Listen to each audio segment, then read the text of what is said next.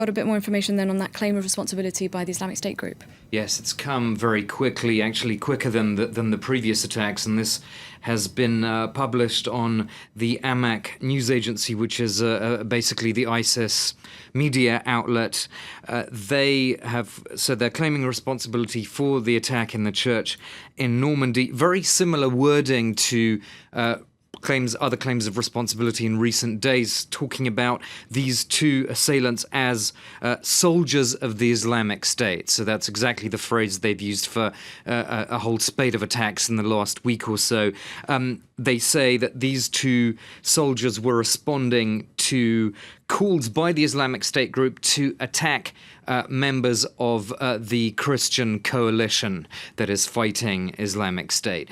So again, very similar wording, except with the twist, Christian coalition, that hasn't figured in all their recent communiques, but clearly it's not surprising given that this was an attack in a church and the priest had his throat slit. How does it fit in with other attacks by the Islamic State group?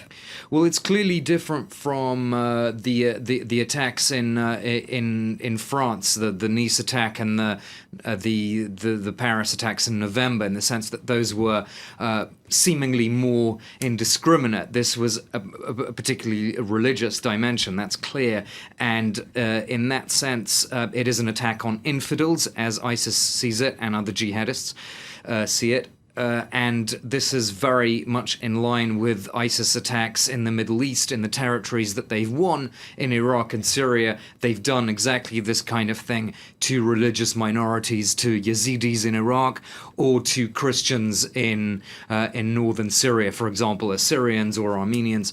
Those minorities have also suffered these kind of very brutal attacks with, spectacular style, throats being slit and so forth. So in that sense, it's not exactly the kind of attack that's been seen in France so far, but it has been very much in evidence in Syria and Iraq.